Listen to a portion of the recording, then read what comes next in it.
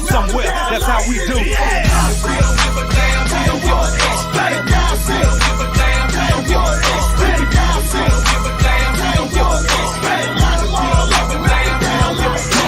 God don't get it work. We know this. God don't get it work. We know this. God don't get it work. We know this. God don't get it work. We know this. We know this. We know this. We know this.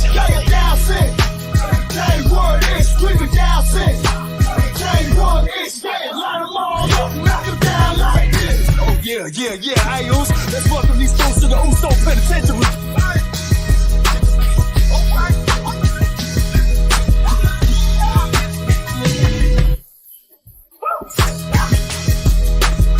Hey, let's get it, Us. It's not paranoia, it's the Uso.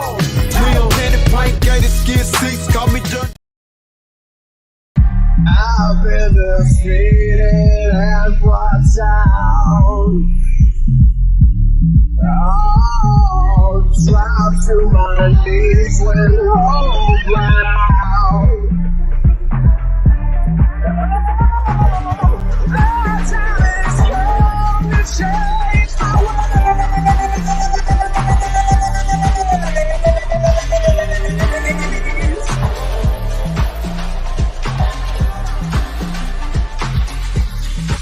On this day, I see clearly everything is come to life. Been a place and a broken dream, and I'm leaving it all behind.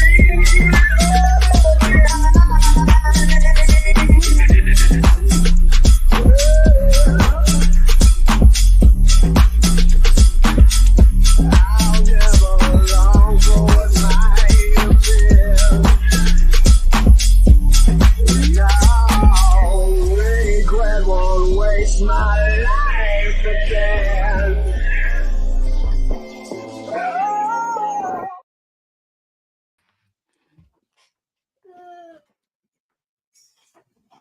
Got the mink. Mink in the building. Mink, what it is? What's up? What's up? What is Oh, going look at Derek here early. Derek. Listen, that man, Derek. on? Shout out to Derek. Derek. Shout out to everybody. Top of some top tier humans. All right. And don't listen. He is up there of just a human being. I can't get a new tablet. Yes. Everything is so far so good. Lovely Wednesday. Happy Wednesday, everyone. It is a 3D Wrestling Podcast over here. Having an amazing time so far, as you can tell. We all, it's whatever. But I feel great today. I feel fantastic. I'm happy to be here talking to you, gentlemen. You fine folks. Let me move this microphone so I can see Duran's face. there you go. Two-ton titty tatty daddy. The man who brings a smile on all of our faces. How are you guys? I'm good. I've been running around. It's been a crazy day. I just cooked pernil and I just came from work and I've been doing a lot. Sorry, and you said you cooked what? Pernil. Yeah. That's Puerto Rican pork, if you don't know. I know what it is, sir. Oh yeah, I perfected it. I didn't love your pronunciation of it, but that's okay. What do you want to say? Pernil? No, this is a little like pernil, like little. Sir, they don't say it with the L. Just it's Perni. Perni. Yeah. He said Perni. Sit down. I said like some homeless person on the corner. Well, no matter what, look at old Perni over there. Even though you never add the L at all, ever. Okay, well, listen. My mom's Puerto Rican. Well, we don't speak any of that stuff though, so it's fine. So are you Puerto Rican, technically? Like a little quarter, just a quarter. Okay, Cody Rhodes, Cuban Cody over there. That's it. I just go to Puerto Rican Day parade with you, didn't you? I'll tell you this right now out the gate, though. Shout out TNA going back to being TNA because I'm very excited about it. Bound. I don't know if anyone had the opportunity to catch Bound for Glory, but there was some great professional wrestling on that Bound for Glory. Yeah, I seen the Speedball Mikey versus Will Ospreay match. Oh, he's gonna talk about it. Oh my God. Yeah, it was.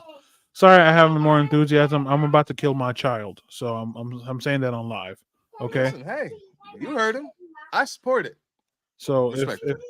if I do it, at least y'all know why I'm in prison for what I did. So Listen, um, free mink shirts? Oh, Free mink.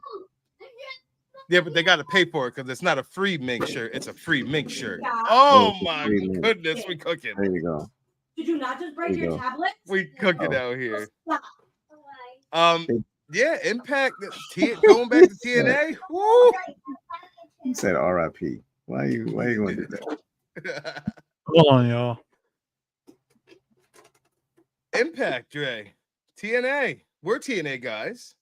Yes, back in the day. I mean, honestly, it's good for them. I'm good. I'm glad that they're getting, that face and that brand back. Because technically, in my mind, I've always been saying TNA. I've always been saying TNA this whole time, even though. It's But been TNA. But I will say that Impact, when it turned to Impact, it really took a. Yeah. So hopefully, when listen, it's back, the show that they had, they really. Oh my goodness. The show that they had. No, I'll still be alive. I'm just killing the child. That's wild. That's. Da-na-na-na-na, da-na-na-na-na. That's going I to was be the waiting to next hear that. song. I was waiting for the police to come and just bust it through the door. They're Cut not. the whole feed. They're not, because it's a black on black crime. They're not coming here at all. That's crazy. Oh my God. Now we got a judicial system in this. But yeah, man. TNA at one point was on fire. TNA at one point was just absolutely hitting on all cylinders. Like you think back to them TNA classics, like and it's true. Like Kurt Angle, when you look back on it, a majority of his best matches were in TNA. Yeah. Sting had a great run in TNA. Us being huge, being a fan of Jeff Hardy when he left in WWE in 2003, it was like, oh, he's over there? Oh, I got to tune in over there. Oh, yeah. I mean, Jeff Hardy, even though that the 2008 run we don't really talk about, but Jeff Hardy in the Monsters Ball versus Abyss, that match is amazing. Who was it? Abyss, Rhino, Jeff, and who was the last person? Was it Marcus Carvon? Monty Brown? First of all, no, don't do that to him. That's Monty Brown with the pounds. Oh my goodness. Was it Monty Brown? And that never was. I'm about to look it up right now. Yeah, who's the last? Because I know it's Jeff Abyss. No, that's what I was gonna say. But then I was thinking about Jeff's Lethal Lockdown tables match against Raven. Who was it? It was Sabu. Oh, yeah. Wait, so the Monsters Ball was Rhino, Jeff, Sabu, and Abyss? Yes. That's TNA. That's a match. That's I don't care. I don't care. That's a match. That's a match.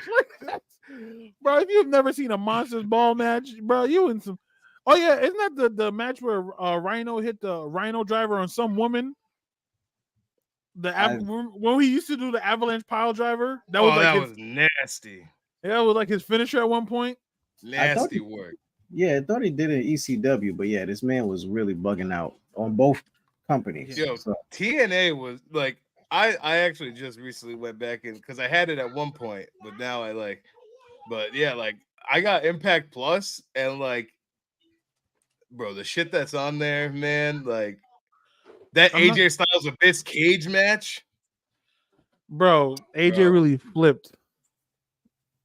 Let me ask y'all. Through the door. Through the fucking door. Through the door. Like it's nothing. Except the triple threat match. We can't say the triple threat match because we all know it's everyone's favorite. What's your favorite TNA/Impact moment? I have way too many, and I'm biased as fuck.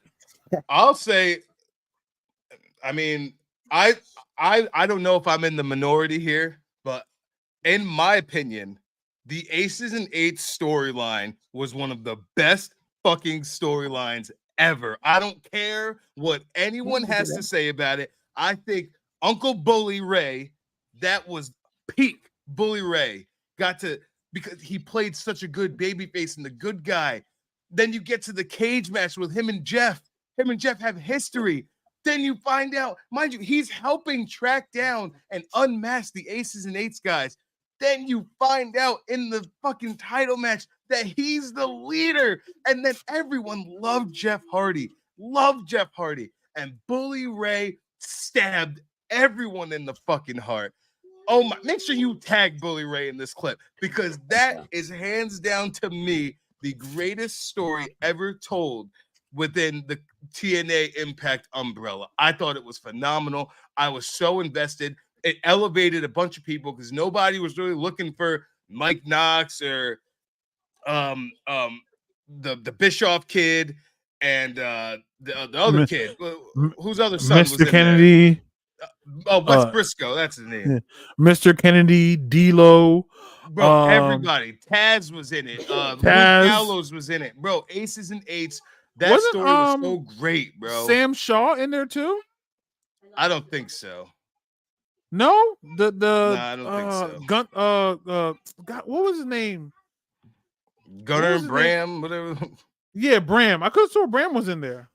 I don't know. I just really remember those ones that I named, but yo, Bram that story was Bram was a part of DCC, not Dutchess Community College. Okay. All right. So let's mention off moments. Like I said, I'm biased. All right. Before AEW, I was a big TNA fan, including with the WWE. So let's mention off moments. Ready? Talk about it. Here we go. The introduction of Main Event Mafia. Talk about it. Deron, you better go. Just go, boy. Just go. Sir, you had Kurt. Sting. Sure did. Scott Steiner. I like it. Kevin Nash. And then randomly, you had Eric Young. Oh, yeah, man. And then later on, so for some reason, we had Samoa Joe with the face tattoo. Oh, my God. Right. Bro. That's one of them. Okay. Matt Morgan for like 2 days. Yeah, and he was the Sean Stasiak of the group. Talk about it. My God, all bro. Right. Just stars. Second is Kurt Angle hitting that flip on Abyss from the top of the goddamn. Teron, you're talking filthy right now. Kurt Angle. Talking filthy. All right. Another one. When somehow TNA had me convinced that Stone Cold Steve Austin was Shell Boy. Oh my God, man! Give me a Shell, yeah? No, he was Shark Boy, not Shell Boy. Shark Boy. That thing had me in a chokehold for quite a while. I had the action figure and everything. You couldn't tell me if anybody. I was not taking no Shark Boy slander. That's word to my mother. You was not about to sit here and disrespect Shark Boy. Nobody was. When he said, "Give me a shell, yeah," with the water bottles, I was like, "You can't tell me that's not Stone Cold. That's not Stone. You can't." Like, I feel like Stone Cold lost a lot of weight. That's him right there. I see it. Bro, I was like, Stone Cold loves this man. Like, there's no way this is not Stone Cold. The America's Most Wanted versus the Christopher Daniels Skip Bountiful Glory Triple match. X, baby. Triple X. The cage? Yes. Where he walked on top of it. Stop. Okay. Then there's don't forget the Legends match with Mick Foley and Abyss, where Mick Foley's fantastic. Where Mick Foley's whole thing was like, look, he made the Legends Championship, and it was like, look, you got to be a legend to fight me, and you're basically a knockoff me anyways. So there's that. Yep. What else TNA moments we can talk about? Keep going. I'm getting hyped. I'm hyped. Just keep on rolling. All right. Let's talk about anything to do with early LAX when it was hot. Yeah, when their tag division back then, sir. All right. Let's talk about. Listen, I was a fan of the Naturals too. Don't leave out the Naturals. Those were my boys right there. I don't know what it was, but I fucking love those boys. Also, let's talk about the one of the most underrated X Division members ever in Sanjay Dutt. Oh, sir. Come on now. Then there's the For some reason, the Jimmy Wang Yang and Amazing Red match that randomly had Jerry Lynn in it. Yo, Amazing Red. Bro, he don't get did talked not about talk enough. about him enough, Sir. bro. Bro, I'm with you. I'm with you right now. Do-rag Amazing Red. Come on, son. Stop. Do-rag. Stop it. When they used to do Do-rag Red? Come on. When they used to do their Ultimate X matches. Stop it. Oh. Or the what was that terrible match that I still like? The shark match where you had to get out the top in order to win. Oh, what the hell's that dome looking thing? The Terror Dome? Is that what it was called? No, I think the Terror. Is it Terror Dome? Yeah, they painted it red, and yeah, for some reason, Christopher Daniels was Chili Man. He's spicy. Curry he's Man. Hot. Curry Man. Yes. Love Curry Man. It's the Terror Dome, and then they renamed it the Steel Asylum. The Steel. That's what I was thinking of. The Steel Asylum. Yeah. Yeah, the Steel Asylum when they had to climb out that thought that also.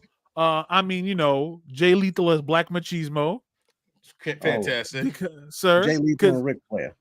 Right. Jay Lethal and Ric Flair. That may go down as the greatest moment outside of the match, like the greatest TNA moment ever. It's up there.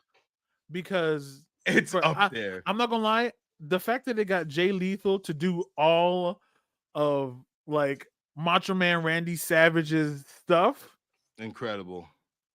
Like they had him do the rap album, then they had him. Shouts out to Jay Lethal for giving us Consequences Creed. Oh yeah. Right. Which I found out he had a whole New Japan career before he came to TNA. Yeah. What? Yes. You saying Consequences Creed? I'm thinking of Pac-Man Jones. My bad. No.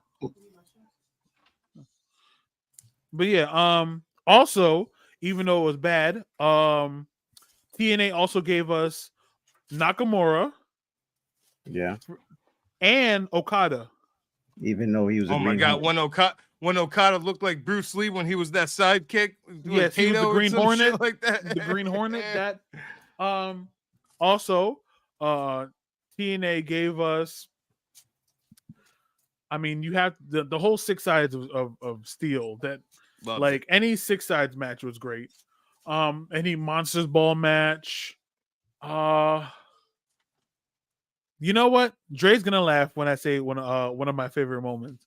One of my favorite moments is Sting hitting RVD with the chair. Oh my god. And then he took off the Sting mask to reveal that it's Sting. It was fantastic. Yo, I laughed with Dre for like I laughed every time I bring that moment up, and then we watch the video, we laugh for a solid like 15 minutes. Like we've never seen the clip before. I love it. Also, Jeff Hardy being Willow or the dude with the mumps that was addicted to shoes. Oh, bro. God. I mean, they also gave us Broken Matt Hardy, so Yeah, there's that. Yes. I was going to One of the mention greatest that creations out of that. Yeah, that universe. Yeah.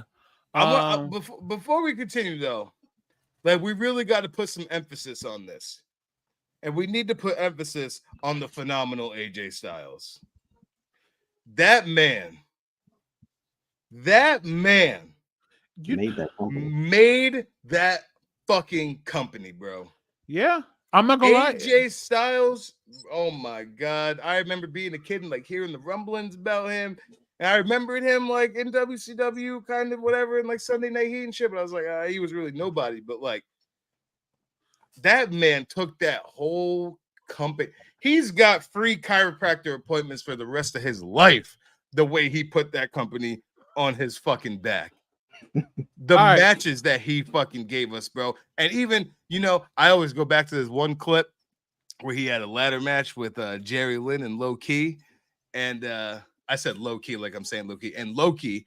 And my man got in the ring and he looked at Jerry Lynn and was like, "What the fuck are you looking at?" And then he called him the F word that is offensive to gay people.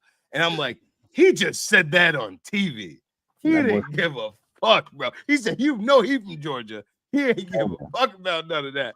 But AJ Styles had match after match after match in that company and just built that whole company, bro. He is the greatest product of TNA ever. So if we're giving AJ Styles their due, can we also give their due to Jeff Jarrett? Because Jeff Jarrett held down TNA. Just, I mean, not as great as AJ Styles, but I feel like he still held it down. Jeff Jarrett had the Triple H reign of terror over TNA. Oh, he did. When he was world champion, that man was world champion. Like forever. Like that dude, he had that shit forever. Like, it was great stuff. I will go on to say one of the unsung heroes in TNA. And if it wasn't for possibly these two, then we probably wouldn't be having what we're having today. And that's Gail Kim and Awesome Kong. Those two having those matches, making the Knockouts division at that point, the division in all of wrestling, that honestly is what really started the women's revolution. I 100% agree with you. I mean, so sorry to cut you off, Dre. I gotta realize when I'm cutting my friends off. If we're talking we're about black, we do it. You're right. If we're talking about women's wrestling, let's not forget the beautiful people. Because Angelina Sky and Velvet Love. I feel like I mixed their names. You Angelina sure did, Love bro. You and definitely Velvet did. Sky. Okay. I was gonna let it rock. How you gonna hold you? I was Nah. It sounds legit. Either way, they sound like a tag team. That's how. I'm not gonna lie. If you'd have put 2006 or 7 beautiful people versus Iconics, I'd have watched that match forever. Oh my god. Yeah, that's a program within itself. Just think about that, bro. That writes itself, bro. And not only like Awesome Kong and Gail Kim, low key, like back in the day, I don't know if y'all knew about like the Gail Kim and what was Tiffany, Taryn Terrell, those series of matches. Terrell, yeah, like they was going at it hardcore. You remember Miss Tessmacher, Brooke Tessmacher? Yes, I used to love. She used to be cooking out there. I loved the ODB character. Loved it. Loved the ODB character. Can't tell me shit, bro. Like, I'm not gonna lie. Shit, bro. I'm not gonna lie. I loved it. That's how I knew there might be a problem with me because I had a small crush on ODB. Like I was like, who is this beer drinking? Her boobs is huge. She power slams people. I like this. So what's wrong with me? Bro, ain't nothing wrong with you, my man. Ain't nothing wrong with you. She was killing it back then. Also, Christy Hemme had the first. See, I get bad memories of Christy Hemme when it comes to TNA because then I just think about Sam Shaw, like basically like trying to like rape her. I mean, like, you had Austin Aries like literally do it on live television. Yeah, like but like early Christy Hemme when she had she had the split leg drop. That was her finisher. Yeah. I also remember Christy Hemme literally getting her back broken by Awesome Kong. Like she literally doing the goddamn this. Yes, shit? Like a Mortal Kombat fatality. Like isn't that weird? Wait, that was before the Brock lock, right? No, that was after. That was after the Brock lock. Yeah, but still, it was nasty. Yeah, that shit looked crazy. You was like, you're really double jointed because that looked crazy. Or you're not, and you're dead. He's like, that's crazy. Also, calling giving free chiropractors, just free back breaks. Even Austin Aries, like his like as much of a piece of shit that he may be, even his climb to the ranks of becoming world champion was fucking awesome. Oh, the option C? Yes, bro, with the suit when he was dressed up like Suicide. Yes. I'm not gonna lie. Yeah, he took the belt off Bully Ray, right? Yeah. Yeah. I'm not gonna lie. Oh no. The Bobby Roode. I think it was Bobby Roode. Ooh, don't get me started on beer money. Roode. Don't get me started on beer money. Bobby Roode, the Triple H of TNA. Mm-hmm. Yes. The real Triple H TNA. Also, let's not forget Desmond Wolfe when he had his short stint. Nigel McGuinness when he was in TNA for like The 3-4 Pope. months. Think about when Pope went to TNA, got fucking Fellas, He ain't fellas, Christian's Oh, yeah. bitch ass because he couldn't cut it in WWE, so he had to go there Here to we become go. a world Yeah, champion. no, it's already in video last week. You Yeah. said Chris the greatest of all time. You Yeah, caught in yeah, 4K, bro. It's over. It's a wrap. Yeah. In fact, you called an 8K. I'm talking about Christian then. I'm talking about Christian then. He couldn't Still- cut it then. He had to Oh, go to another company to become world champion. Oh, you mean the That's Christian that always partied with Tomko? Yeah, that Because motherfucker right there. I thought Tomko was about to be a star. That nigga Tomko is selling house. Yeah, Tom Cruise. Fellas, we Never. cannot forget well, first shout out to the BDC, the Beatdown clan, but we can't forget the almighty dominant champion of TNA, Mr. Bobby Lashley, who literally held every single damn title at once. Yeah, he was an X Killing it. division at one point. It was like, bro, Bobby Lashley just had it all. Like, I like how Besides TNA eyebrows. was. He had the headband. But TNA it was a developmental group and a weekly program at the same time. Like, it was great because you got to see like older WWE wrestlers that like seriously weren't past their prime, so you can still get a good match or two. You'll get random things like Booker T commenting him beating people up in the ring as Black Snow. Oh, fantastic. Oh, Booker T kicking him in the face. Oh, Fantastic. Yeah, I just watched that at work. Like, just because it was mad funny. Yo, Samoa Joe. Yeah, the Joe's gonna kill you. Bro, I'll never forget, bro, when I watched when he first popped up, I was like, first of all, why is he in the X division?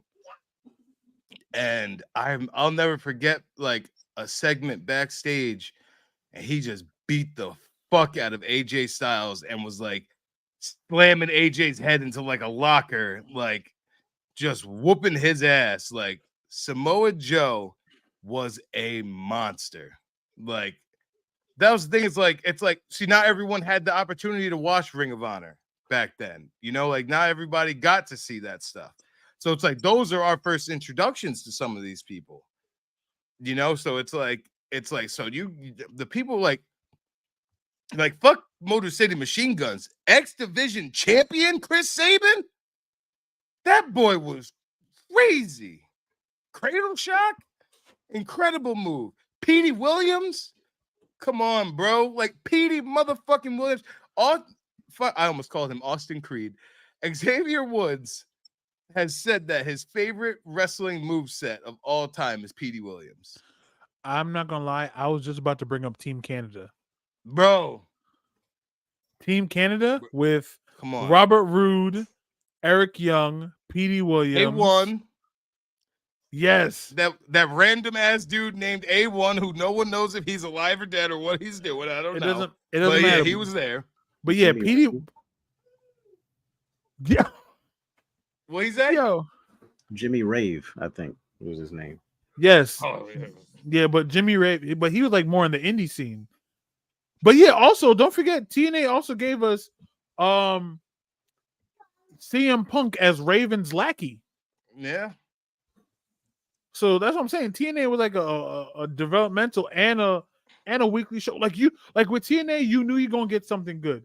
You're either gonna get MVP saying the word nigga in a promo.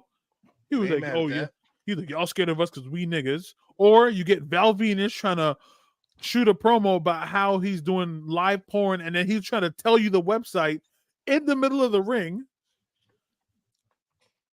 Or you get Jeff Hardy falling off the top of the cage, breaking his back. I don't know why he ain't in a wheelchair yet.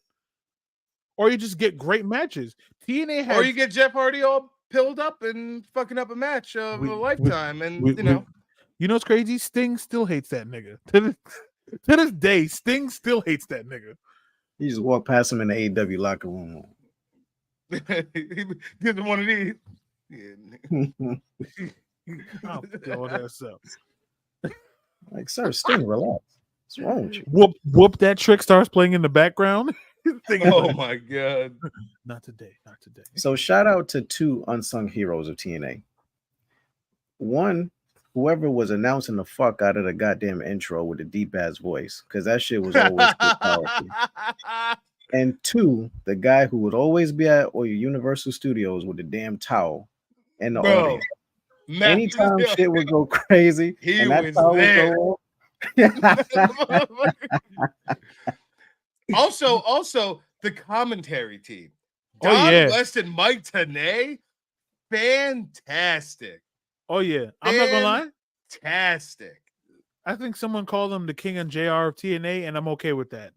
Yeah, I honestly, I think after King and JR, they're my favorite duo of all time. Yeah. Them together, but behind King and JR, like they were amazing. They were amazing at commentary. TNA had so much good, like you know, it's crazy. Like TNA was like, I guess you can consider, like, remember when like the TNA video game came out, even though it's trash, and then we were just trying to figure, bro, that button mash system to trying to get that pin off. Oh, it's ridiculous. Yeah. Rub that shit on my leg. Come on. Pause. Kick out. Ooh. Dre about to do this. Dre about to do that same move to Loli. So tonight for her birthday. For her birthday. Yeah. Is she there, Dre? Is she right next to you? Yeah, she's laying. She's on the bed. Yeah. Happy birthday, girl. Happy birthday, Loli. Thank you. I know it's your birthday, but Dre about to get some cake. Yeah. Also, Loli, I'll whoop your ass in Mortal Kombat. Oh, that's crazy. Okay. If you know how to go against all the buttons that exist, then yeah. She button mashed the fuck out of you. Hey, she beat you? Did we fight? Yeah. Look. So about the X division. Whoa, that's crazy because she kept on pressing the X button. The X division. Dre, talk about it. It's fine. That's one of Melina's moves. Right. Daniel, if it helps, I'm banned from playing Marvel vs. Capcom 3 because no one could beat me in the house. Because of the fucking dog. That doesn't. All right. So about TNA's X division. Yeah, go ahead. That's just God. He's heated all over again. How you felt about Dolph Ziggler? How you felt to me about Dolph Ziggler a couple of weeks ago? That's how I feel about Deron right now. I can tell. I can tell you. Sir, I warned y'all ahead of time. I was like, bro, don't put me on the sticks. Nah, Deron, everybody get in the turn. I was like, all right, watch. Chose my team Marvel vs. Capcom, watched everybody in the house, went upstairs and went to sleep. With the damn dog of all characters. Like, it doesn't make any sense. That's cheating. That's like using Gon in Tekken 3. Throwback. But anyway. X Division. Yes. X Division. We don't have limits. We don't have weight limits. There's no limits. And like you said, Samoa Joe being on there, like really define that line and that tagline. Because like you said, nobody really know of him before TNA. I had the pleasure of watching just YouTube clips of him. So I kind of that's what I saw. Like him and Kenta Kobashi. Brian, him and Kenta Kobashi. Like that's what Morishima. I saw like random videos of him then. Also, thank you for TNA for giving Matt Morgan a better shot than him just stuttering. Because when Matt Morgan was killing people with that elevator, I was like, yeah, that's my finisher. Here's my hot take about TNA. Matt Morgan should have been a world champion. Yes. Blueprint 1000%. Matt Morgan. Blueprint Matt Morgan could have carried the company. He should have been a world champion at least once. Bro, I thought when he was facing Kurt Angle, I was like, this is it. This is your chance. And they just never pulled the trigger. Listen, shout out to them for pushing R-Truth. Ron Killings. He was the first black NWA world champion. Oh yeah. Yeah. Is he the only one? I can't think of anybody else black who had that belt. Right. But yeah, he did that. I loved his little squad, the 3 Live crew, him and Conan and Road Dogg, loved it. I used to rap their theme song all the time, loved that shit. It gave people it gave people the opportunities that didn't get those opportunities. You go there with a name, you become a star. You get belts, you get championships. But while they also are pushing the other talent, that's things like Christian Cage could come in, be new to the company, win the title, but we're still elevating the mainstays there. Yeah. And that's the Yeah. problem that other companies seem to AEW. have. Also, Like other companies seem to have that problem where they can't just, you can do the both at the same time. It's very easy. Like I said, TNA, first of all, their tag team. Don't know what that was. Their tag team X division. I mean, even their like heavyweight division was solid. Bro, Monty motherfucking Brown. Yeah. Monty Brown. Because what? I think someone died in his family, and then his sister died. I think he took her kids. I believe that's the story. And like, I mean, obviously it goes to show like how great of a human being he is, obviously. But it's like just if that never happened, I honestly believe he would have been a main eventer in WWE wholeheartedly. Oh yeah, definitely. Mm-hmm. I feel like he would definitely at least probably would have got to possibly maybe even a world champion. Like he definitely. I honestly think so. His charisma, the microphone that he used to pop me every time nigga look in the camera. And they rub his head on the top rope, bro. Monty Brown was him. He was him, bro. That pounce was amazing. That little move he would do after that pow, like his whole fucking chest out. I'm not gonna. Yeah, bro, that got me hyped every time, bro. Oh my god, Monty Brown was a star ahead of his fucking time. Like. Tragedy ruined his career, but my God, he was amazing. He would have been. I don't know if Bobby Lashley would have been as successful if Monty Brown didn't go. I mean, he wasn't as charismatic. Like there's a certain amount of moves, like either like well, we all played the 2K games, the pump up moves before you hit your finisher. Yeah. There's only certain moves that hype me up. The Batista rope. Ultimate Warrior rope thing hypes me up every time. The stomp and then all that, the sweet chin music stomps. You know what one of my favorites was the Marty Skrull just jumping around and getting the crowd all hyped. Then he do his little twist around. He go, pop me every time. Loved it. I'm not gonna lie. Sting hitting the woo before the Scorpion Death Drop. Oh yeah, they used to get me too. They used to get Absolutely. me too. What's yours, Dre? Because what's yours? What's your pump up? What's the one that's like gonna get you? Pause. Get you there. I got one in my mind, and I hope it's yours. I don't know if it is, but it's not as like extravagant as everyone else's. It's not like but R.I.P. It's Bray Wyatt. When he had the whole the upside down, and then he would walk on his hands and then do the Sister Abigail. Like you've never seen shit like that. So yeah, that was crazy. What I thought you were gonna say, and also one of my favorites, is the straps down. Oh yeah, straps down before the ankle lock. Throw the straps down. Oh my goodness. The infamous now merging back into TNA again a little bit. The infamous Kurt Angle with the straps down after the Olympic slam to Samoa Joe after the headbutt, after Mike Tenay screaming Olympic slam with the guy in the towel and he was there. It's probably like the top moment, if not top 2 or top 3 moments in TNA history. Nah, his debut, the camera work of Kurt's debut. Oh yeah, phenomenal. I'm not gonna lie. Was phenomenal. I'm not gonna lie. That song was type fire too. I'm focused. I'm not gonna lie. Yeah, that song was type fire too. Those like weird eerie noises in the beginning of it. Oh my god.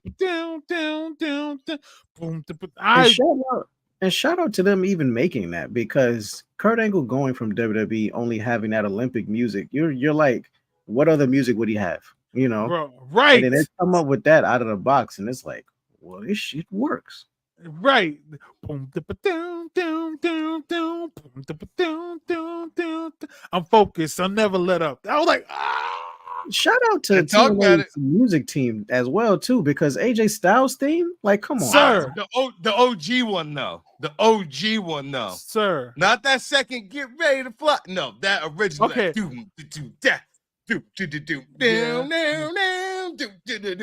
Oh my god. Wow.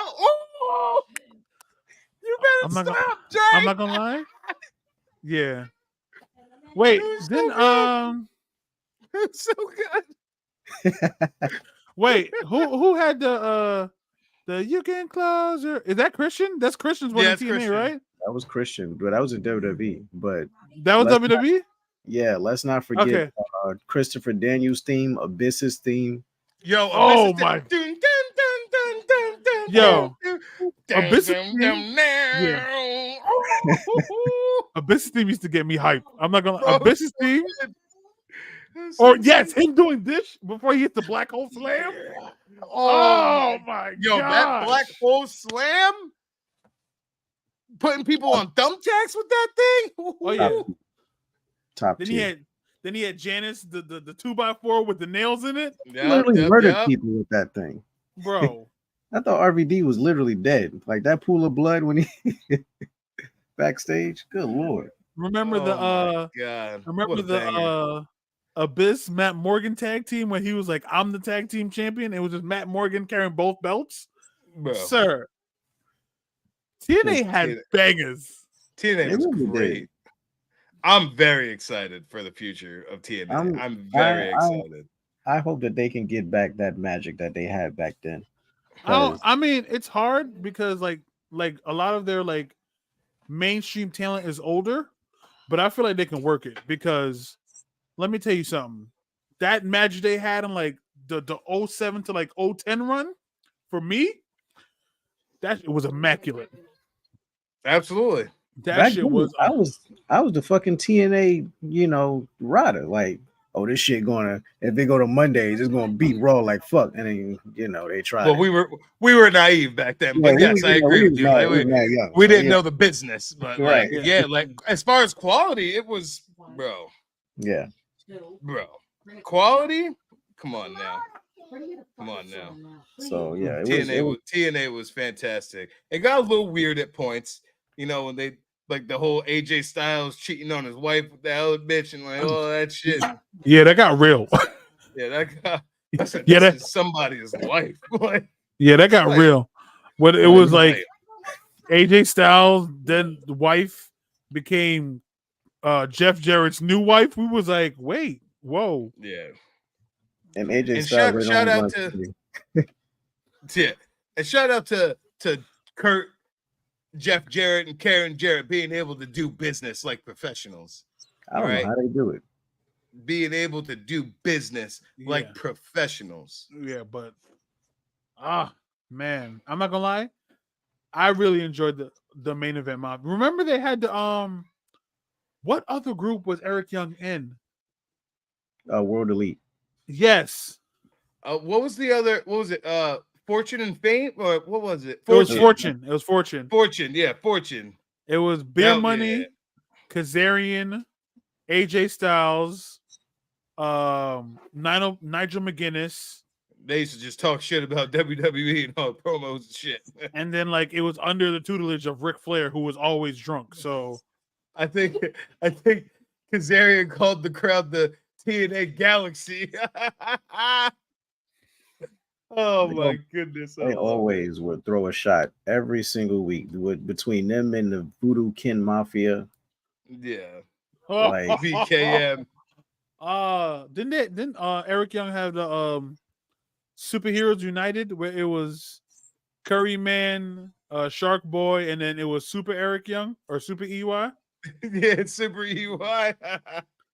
I'm not gonna lie, Eric Young's like the introduction to Super EY was dope too, because he was always like afraid of his own pyro, so he would roll down the ramp, and then one day he just gained the confidence out of nowhere. Bro, I was like, "This is dope." Shout out to Eric Young too for really building a magnificent career in TNA, and I'm glad he was able to go back and get another championship out of them, because honestly, I felt like his first one was always slightly tainted. in my eyes, because I felt like they just only gave it to him because at that point Daniel Bryan got the title over there. Definitely. Yeah, I agree. So for him to come back later on and do it again, like, and still have a magnificent career and rebrand himself with the Violent by Design and stuff like that. Shout out Eric Young. He's world class in my opinion. Yo, I'll tell you what though. Oh, go ahead, Duran. I'll go after you. No, go ahead. I'll tell you what. TNA or Impact at Bound for Glory had, I think, 3,000 people, 2,500 to 3,000 people. That's literally what AEW crowds are.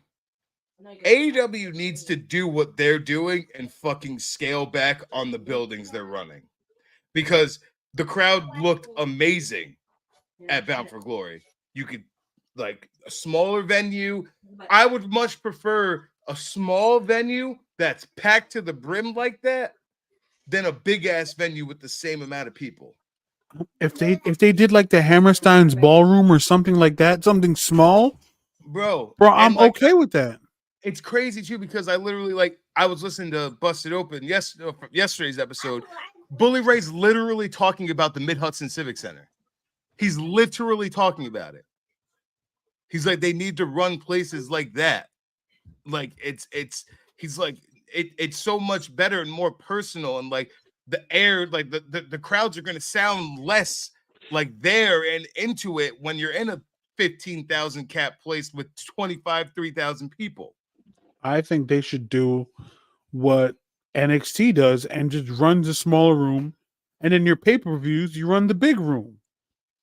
That's it. Even those ain't even hitting the way they was before. I mean, I'm be honest, bro. If they scale down some of the matches and made the matches like mean something, bro, AEW can have a problem. And it's funny that you say that, because also listening to Busted Open, Dave LaGreca talked about the great match between Andrade and Bryan Danielson. Great match from Collision last week. It was awesome. He literally was talking about, he's like, I need to know why I want to watch this match. Like, you can only do so much with, oh, they're both great wrestlers. Yeah, like AEW has a thing where they just go for the first time, or, you know, never been done before. Bro, no, I don't need any of that, bro. Just give me a small crowd, and then you just make that way you can make all your wrestlers mean something. You know how many people is signed to AEW that we'll just never see? Jeff Cobbs is still signed. Trent Seven is still signed. Like, we'll never see him. And you know what's crazy too is that, like, it's really not that hard. It really is. WWE threw together a video package for Becky and Lyra Valkyria. Threw together a video package for it. Immediately got me invested. Emotionally invested. Think about the Ciampa the Ciampa and Gunther Intercontinental title match that they announced. They had that contract signing. Ciampa's promo literally made me like, let's fucking go. Let's do it. Like, they're giving us nothing besides a match graphic. No, we need more than that. No. I need, you know what? Do what they do in the 2K games. Give me a month of talking bullshit. Match. Yep. Because you be invested. It's not that hard. Bro, it's if not. Like somebody, like, because not TNA, AEW is great at having people just randomly run out and try to save somebody. All right, do a random run out, save, build on that, have a match. I agree. That's it.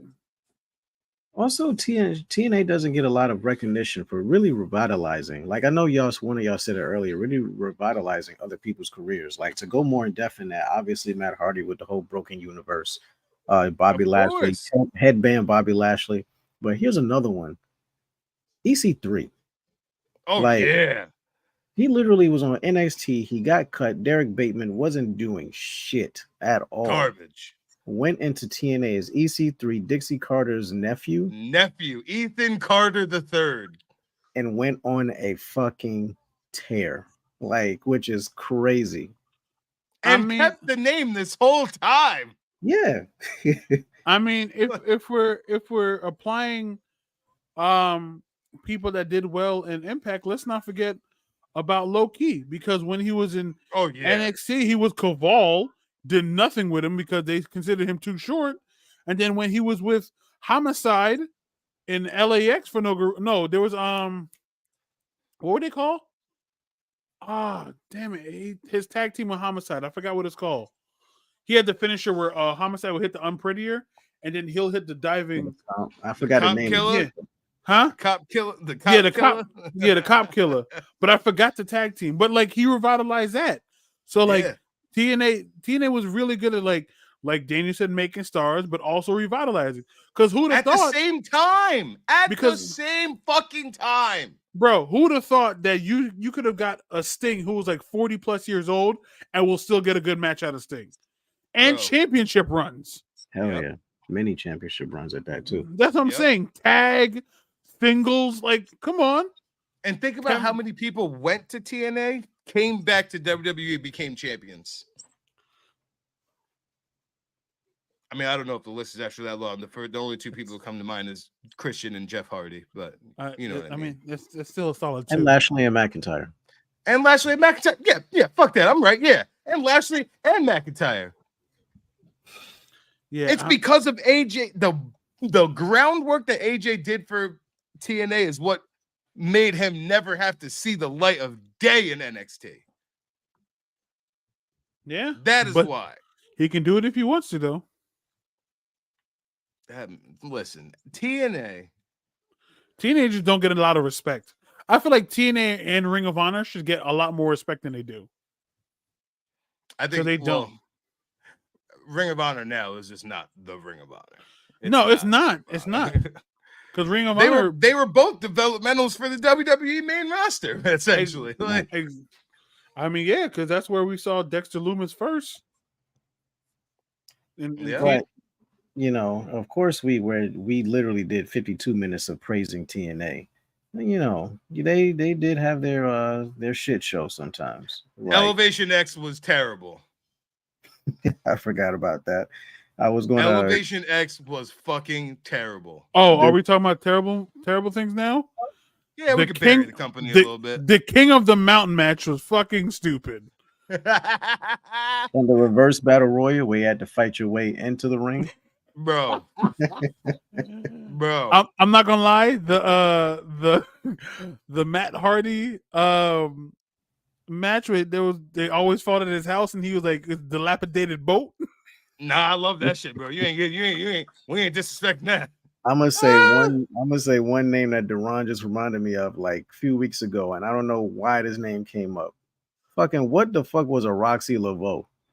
Like, bro. why, okay, bro? Can we talk about the Voodoo Queen, Roxy Laveau? Stop it. First of all, she shaved her head way before Shotzi did. They dead shaved her head off, and then she thought she was just wilding. Also, Decay with Abyss and that clown, Crazy Steve. Yes, and Daphne. R.I.P. Daphne. R.I.P. Daphne. But then, yeah, there was like moments like the DCC with fucking Abraham, James Storm, and Eddie Kingston, which they literally did nothing for. Came out with suits and Jabberwocky masks. Like that literally made no sense. Oh my god! But yeah, TNA only definitely. Thing Bram was known for was putting his hands on Charlotte. That's the only thing I know him for. What? Bram used to date Charlotte. Oh, I didn't know put his hands on her. Wow. Oh yeah, that's crazy. Not a nice guy. How else is he supposed to give a hug?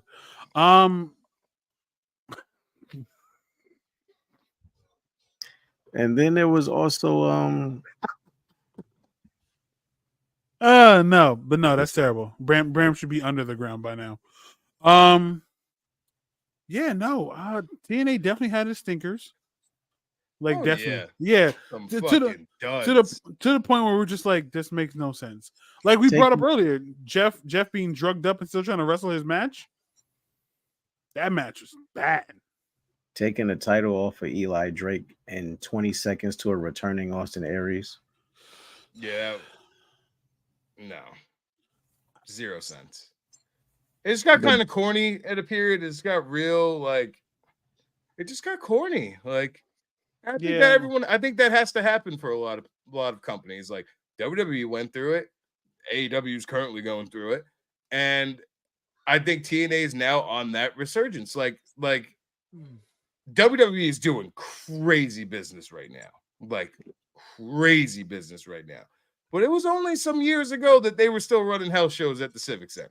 Like they're selling out everywhere. They're doing great business. I think TNA is good. I think this resurgence of TNA is going to be one for the ages. I think they're going to do great stuff. I think that their women's division is probably still one of the best women, or is one of the best women's divisions in the world. Jordan Grace, Trinity's there shining. Mickey James proving that she can hang with the young girls, like Tasha Steeles. Like there's so many girls over there that are great. Deonna Purrazzo, like they get it done over there. I mean, they still have a solid X division too. Oh yeah, they still have ABC. They got the Rats. They got they got ABC. They got Chris Bay. They still got Chris Sabin over there. So you still have the old and the new. It's like it's really good. It's really good. I like it. They're doing great stuff. I enjoy it. We really talked about TNA for 56 minutes. That's crazy. I'm glad. I think it's fantastic that we did this. Yeah, I think it's great. It's giving us flowers. We're giving TNA their flowers. Yeah, I mean, we might as well. We poop on AEW all the time. So that was my introduction to the Bucks. Fucking Generation Me. Generation Me. Yes. Generation Me and Motor City Machine Guns matches were phenomenal. Roderick Strong ran through there. Naito ran through there. Mm-hmm. Like, bro, TNA was they had the Forbidden Door first. Right. They were the first with the Forbidden Door. Well, and ECW was the first with the Forbidden Door. Oh yeah, I guess. Because Paul Heyman was just people don't even know that Jeff Hardy and Naito wrestled at Wrestle Kingdom. Like people don't even know that. I didn't know. I didn't know that either. That's a thing. That is a thing. Yes, bro. I'll tell you which one. I really didn't know that. Wait. Match wasn't good. Yeah, Wrestle Kingdom 5. Didn't Kurt Angle fight Brock Lesnar for the IWGP title? He sure as hell did. Yeah, New Japan while he was in TNA. Take a bath first. You got to give me time. I'm one person. And they also passed up on Brock Lesnar, so shame on them. I don't know if they passed up on Brock Lesnar. I think Brock Lesnar just think he left and kept their belt and didn't give it back. No, not New Japan, TNA, because I think he said something. Kurt Angle said something like TNA wouldn't pay Brock Lesnar Kurt Angle money, like Kurt Angle's salary and whatnot, which is crazy. Yeah. So I mean, who knows? That's probably one of the who knows what would happen if Brock Lesnar was in TNA. If Brock Lesnar went to TNA, I'm not gonna lie, he'd have been the company. That there'd be no Bobby. There'd be like he is the company. Like I know Brock knows how to work, but I'm not gonna lie. But Brock Lesnar versus like AJ Styles, like a young AJ Styles, that'd have been a match. We saw what they did in 17, 16? Yeah, 16. That'd have been did in 2016. Just imagine what they would have did in 2006.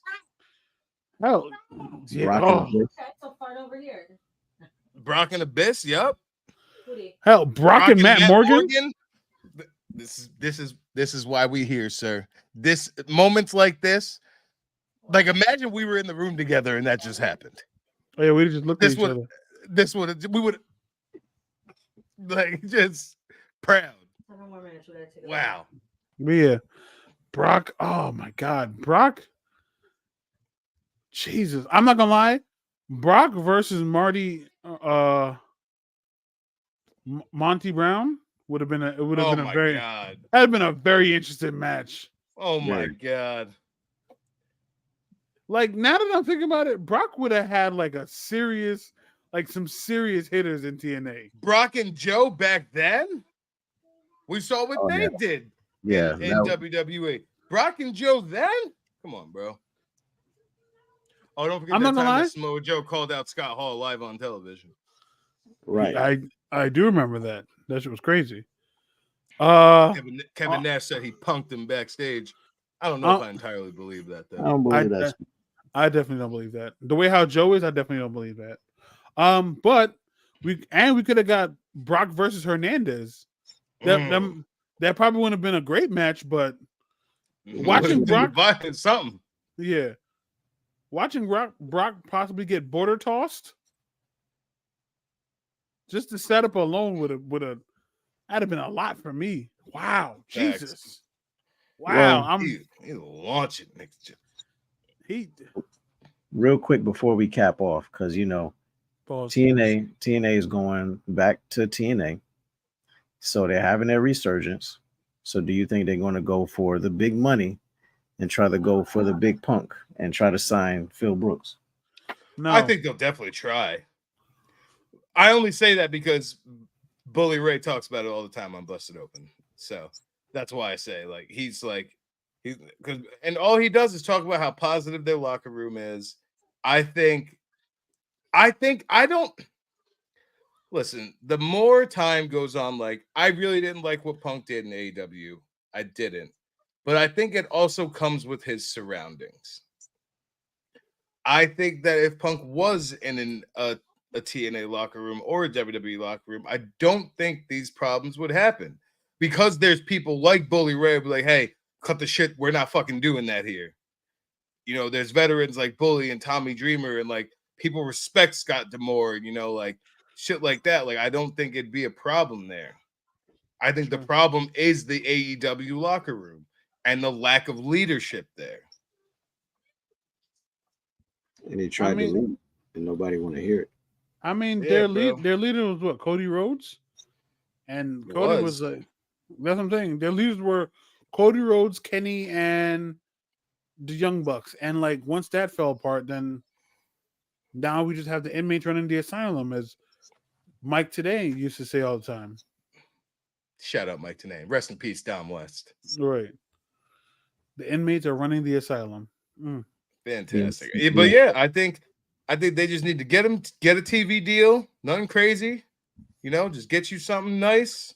Keep running these shows. Just do some fucking business, man. And people will turn out. That's your TNA comes to Poughkeepsie. I'm go. Hands down. How could I forget this? The ECW invasion of TNA. The one night only? No. Remember when they were building up to it? Yeah. The earlier one night only. Yeah, they gave us it was Kid Cash versus who the Kid Cash face? Was it Amazing Red? Kid Cash, that was so funny because I loved him in TNA, and I was like, oh, this is the dude from ECW. I think they really wanted to say they wanted to name it EV 2.0, and it just never stuck at all. Yeah. Because they didn't want them chanting ECW, and it just sounded retarded. Yeah, and then they tried to blank out ECW, and then it was like, all right, we're done here. For the record, I used to love Lance Hoyt when he was Dallas with Kid Cash. Loved it. This is going to be my hot take for the night, and people are probably going to flame me on TikTok, but fuck it. I personally enjoyed TNA's gut check.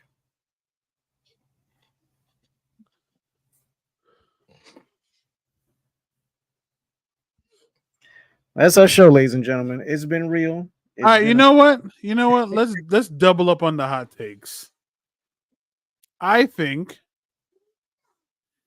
TNA's Feast or Fire match is probably their better version of the Money in the Bank. It has potential. I just feel like there's a lot going on. I agree. But if you think about it, how they do cuts during the winter and the summer Bro, if you had a feast and fire match and then you open up the briefcase and you're fired, bro, that's it. That make everything don't come back. It's not even a storyline. Like you bro, legit going. Thank you. Like that's your storyline. You was in a feast and fired match and you're fired. That's it. I thought it was good. I enjoyed it. I think that's This our is show. For my hot take, I will say Dixie Carter was a phenomenal heel character.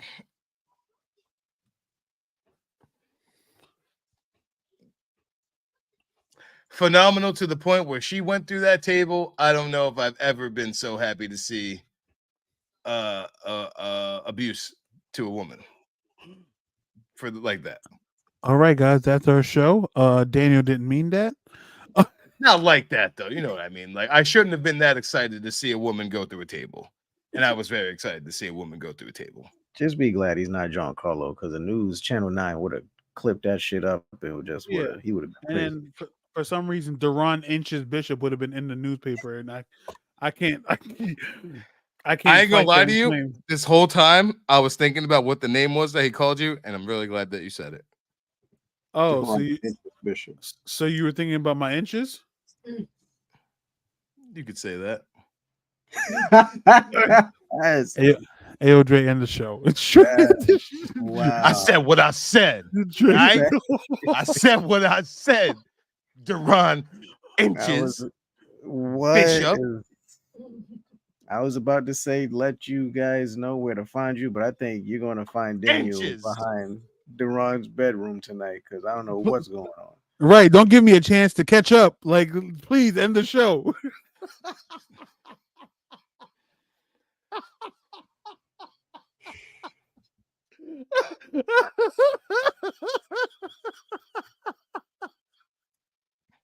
This episode was brought to you by McDonald's Wombo sauce, the greatest sauce. This episode was brought to you by the Aces and Eights.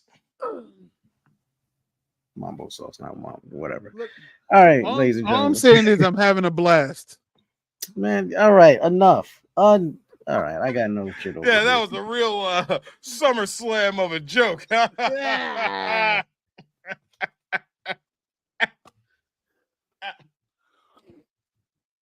All right, Dre, wrap us up. Yeah, I got nothing at all. I had a great time talking about TNA for an hour and 7 minutes with you guys. That was great. It was awesome. It was just for you. Just for you.